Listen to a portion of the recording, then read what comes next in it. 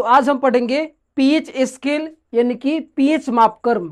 देखिए, जितने भी इंडिकेटर है या सूचक है, जैसे कि नीला लिटमस पत्र, लाल लिटमस पत्र, फिनोल्फ्थेलिन इत्यादि, ये सभी जो है अपना रंग बदल कर जो है अम्ल एवं भस्म की पहचान करता है, लेकिन उस अम्ल एवं भस्म की शक्ति की जानकारी नहीं देता है। अम्ल एवं भस्म के पहचान के साथ साथ उसके शक्ति की जानकारी हेतु सोरेनसन ने 1909 ईस्वी में पीएच स्केल का खोज किया। किसने खोज किया? तो सोरेनसन ने। सोरेनसन कब किया?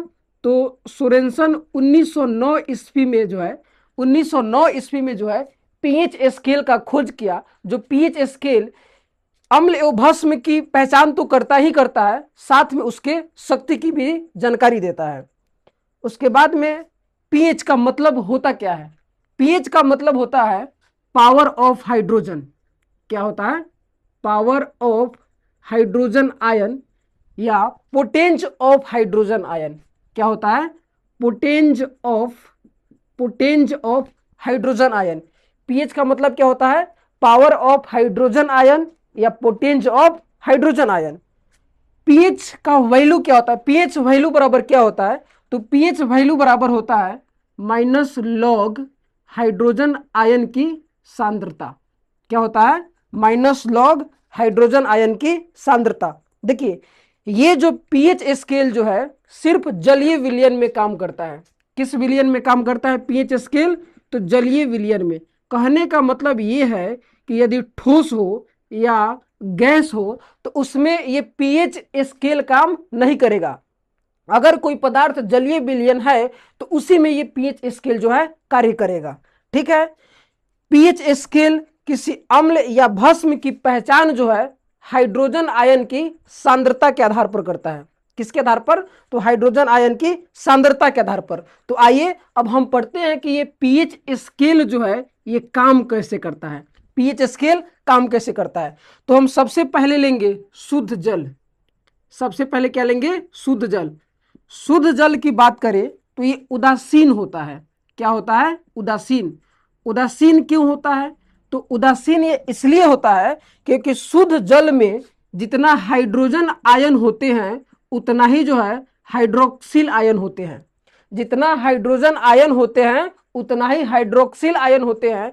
इसी कारण जो है शुद्ध जल जो है उदासीन होते हैं। अर्थात शुद्ध जल ना तो अम्लीय होते हैं, ना तो अम्लीय होते हैं और ना ही जो है क्षारीय होते हैं। ना तो अम्लीय होते हैं और ना ही क्षारीय होते हैं। लेकिन फिर से हम शुद्ध जल लेते हैं। क्या लेते हैं? शुद्ध जल। और शुद्ध जल में अब की बार हम अम्ल को मिलाएंगे। शुद्ध जल में अब की बार क्या मिलाएंगे? अम्ल को। तो अम्ल को मिलाने पर ये जो है अम्लीय हो जाएगा। ये क्या हो जाएगा? अम्लीय। अम्लीय क्यों हो गया? तो अम्लीय इसलिए हो गया क्योंकि इसमें जो है हाइड्रोजन आयन की मात्रा बढ़ जाएगा और हाइड्रोक्सिल आयन की मात्रा कम हो जाएगा, घट जाएगा। क्यों? क्योंकि इसमें हम अम्ल मिला दिए हैं, अर्थात हाइड्रोजन आयन की मात्रा जो है बढ़ जाएगा। उसी प्रकार यदि हम शुद्ध जल में फिर से अगर हम भस्म को मिलाते हैं, शुद्ध जल में अब की बार क्या मिलाएंगे? भस्म। तो भस्म मिलाने से ये भस्मीय हो जाएगा। क्या हो जाएगा? भस्मीय। भस्मीय क्यों होगा? तो इसलिए होगा क्योंकि अब की बार जो है भस्म मिलाने से हाइड्रोजन आयन कम हो जाएगा, हाइड्रोजन आयन की सांद्रता कम हो जाएगा और हाइड्रोक्सिल आयन की सांद्रता जो है बढ़ जाएगा, जिसके कारण जो है ये क्या हो जाएगा? भस्मीय हो जाएगा। कहने का मतलब ये है कि जलीय विलयन अम्लीय हो अथवा क्षारीय, उसमें हाइड्रोजन आयन होंगे ही होंगे। उसमें हाइड्रोजन आयन होंगे ही होंगे। जलीय विलयन चाहे आप अम्लीय ले लीजिए, चाहे आप क्षारीय अथवा भस्मीय ले लीजिए, उसमें हाइड्रोजन आयन होंगे ही होंगे। बस अंतर इतना है कि अगर अम्लीय होगा तो हाइड्रोजन आयन अधिक होगा और यदि क्षारीय होगा तो हाइड्रोजन आयन की मात्रा कम होगा। पीएच स्केल पर 0 से लेकर 14 तक अंक प्रदर्शित रहते हैं, जिसमें ये जो 7 जो है उदासीन को प्रदर्शित करते हैं। किसको प्रदर्शित करते हैं? तो उदासीन को। और 7 से दाएं तरफ यानी कि 14 की तरफ जो है ये पीएच वैल्यू जो है क्षार के लिए है। किसके लिए है? क्षार के लिए। ठीक है।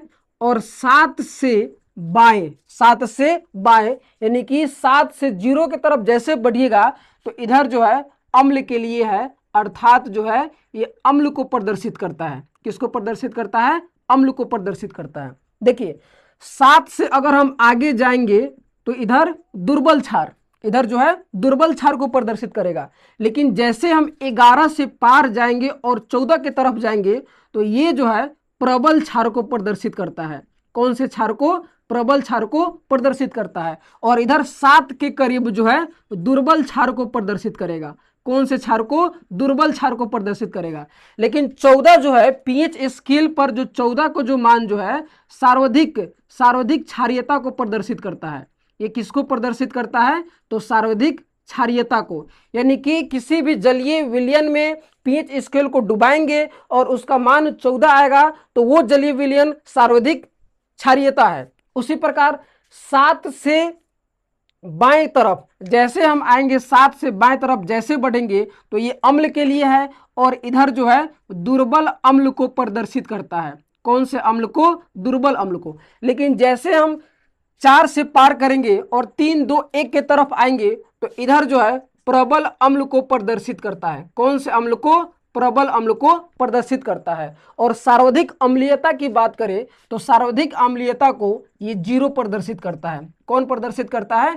0। सर्वाधिक अम्लीयता को कौन प्रदर्शित करता है? 0। किसी भी जलीय विलयन में पीएच स्केल को डुबाएंगे और उसका मान यदि 7 आता है अर्थात तो जलीय विलयन उदासीन है, न अम्लीय है न क्षारीय। लेकिन यदि पीएच स्केल को किसी जलीय विलयन में डुबाएंगे और 7 से आगे दाएं तरफ 8, 9, 10, 11, 12, 13 या 14 आता है, इसका मतलब ये हुआ कि वो जलीय विलयन जो है क्षारीयता है और सर्वाधिक क्षारीयता को प्रदर्शित करता है 14।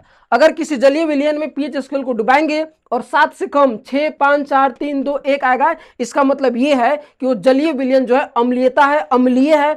और यदि उसका मान यदि 0 हो गया तो इसका मतलब ये है कि जलीय विलयन सर्वाधिक अम्लीयता है। अब 7 से दाएं तरफ क्यों क्षारीयता को प्रदर्शित करता है? तो 7 से दाएं तरफ बढ़ने पर जो है 7 से दाएं तरफ बढ़ने पर जो है हाइड्रोक्सिल आयन की जो सांद्रता जो है ये बढ़ेगी। हाइड्रोक्सिल आयन की सांद्रता क्या होगी? बढ़ेगी। लेकिन हाइड्रोजन आयन की सांद्रता जो है घटेगी। जैसे हम 7 के दाएं तरफ जाएंगे 14 की तरफ तो हाइड्रोक्सिल आयन की सांद्रता बढ़ेगी लेकिन हाइड्रोजन आयन की सांद्रता जो है घटेगी।